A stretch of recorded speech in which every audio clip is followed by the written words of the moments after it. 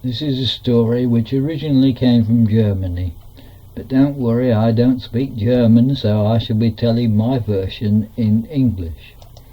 There was once a king who loved stories.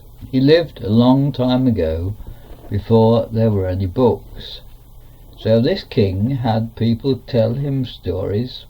He would start immediately after breakfast, and would go on till dinner time, when there'd be a break, and then again till tea time, and then again until bedtime. He could never hear enough stories. He would listen to his storytellers from morning until night. The king was always sorry when a story came to an end. Another must be begun at once, but sometimes no one was ready with a story, and then the king became very cross. At last he said, "Whoever will tell me a story that has no end shall marry my daughter, and he shall be king after me. But whoever starts a story and finishes it, then he'll go straight to prison."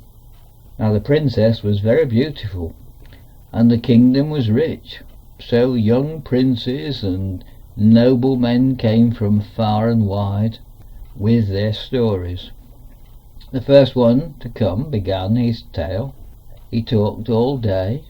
The second and third day he talked on, but the fourth day he ran out of ideas, so he stammered and stopped.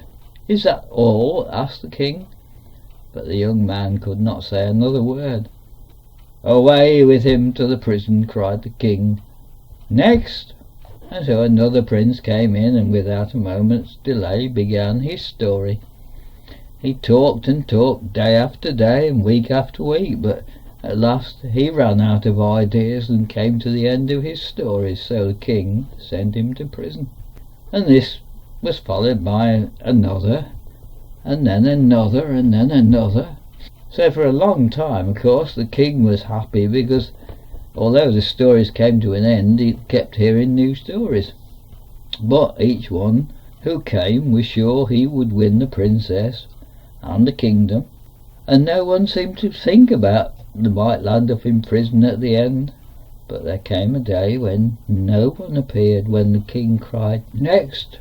the king waited a whole day, 2 days, 3 days, a week, but no one came with a story, and the king was getting impatient. What the king didn't know was that, in a way, the princess was quite glad when people were sent to prison. She was sorry for them. But the king didn't know this, but she was really in love with John. And John was just a young man. He wasn't very rich. He was a farm worker, really. And he lived just outside the palace. And so together they came up with an idea. And John came to see the king. And the king said, "Who on earth are you? What do you want?" And John said, "I came to tell you a story without an end." "Huh," said the king. "Do you think you can do what scores of princes and noblemen have tried and have failed to do?" "Oh yes, I'm ready to try," said John. "All right, begin at once," said the king. "But remember, when you stop, I will send you to prison." "All right," said John, "but I've got one favour to ask before I begin." "What is it?" asked the king. "Do you promise to listen to the very end?"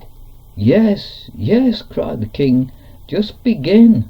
And so John began. There was once a king who built a barn. It was the largest barn ever seen. It took hours to walk from one side of it to the other. Then the king had all his people sow all kinds of corn. For miles and miles there was nothing but wheat and corn and wheat and corn. And when it was ready and ripe, the king had it all gathered into his great barn. But the barn wasn't full. Year after year the king's people sowed wheat, and all the ripe grain was gathered into this great barn. Finally the king died, but still the barn was not full. So the king's son became king, and he carried on the same. He made all his people sow wheat, and all the ripe grain was gathered into the king's barn. and after many, many years the barn was full. So they sealed every door and every window. "Never before was there such a pile of wheat in the whole world," cried the king, "and it's all mine, and it's all safe. There's not even the smallest hole or crack in that barn." But he was wrong. There was just one hole in one corner of the barn. It was hardly big enough to stick a pinhead through it, but it was enough. One day a hungry ant came that way. He found the one hole into the barn. It was just big enough for him to crawl through. He went in and came out with a grain of corn. When he came out, another ant went in and came out with a grain of corn. And then another ant went in and came out with a grain of corn. And another ant, oh, by the way, you can join in if you know the story. And another ant went in and came out with a grain of corn.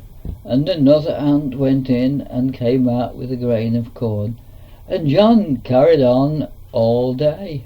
And another ant went in and came out with a grain of corn. And he went on like this until tea time. But the king was quite glad he would have his tea to stop this story that kept saying the same thing. But in the morning John began again. Then another ant went in and came out with a grain of corn. And another ant went in and came out with a grain of corn. The king stuck his hand up. "Surely," he said, "all the ants must have been in and came out with a grain of corn. Carry on with the rest of the story." "Oh, no," said John. "There's a whole big hill of ants to come." And he went on just as before. Then another ant went in and came out with a grain of corn. And another ant went in and came out with a grain of corn. And he kept on with the story, day after day, week after week. At last the king could stand it no more. "Surely," he said, "every one of these ants has been into the barn and brought out a grain of corn." "Yeah, that's true," said John, "but now they're going in again, one at a time." And he went on. Then another ant went in and came out with a grain of corn. The king interrupted him again. "I know ants don't live very long, so every one of that first lot will have died long time ago." "Oh, yeah, that's true," said John. "The first lot are all dead, but these are their children, and then of course they'll be their grandchildren, and it will go on." "Well," said the king, "just miss all that bit out." "Oh no," said John, "that's part of the story. I can't miss it out, and you did promise to listen to me to the very end." "Stop," said the king. "I've had enough. Take my daughter, take my kingdom, take everything I have, but never say another word about ants or corn ever again." So John married the beautiful princess, and the king was so glad that the story about ants and corn had come to an end that he let out all the prisoners. And in fact, he let them tell him the same stories that he'd already heard, because he was so glad that the story without an end had finished. The end. Well, I suppose it's not the end, because I should say John and the princess lived happily ever after. The end.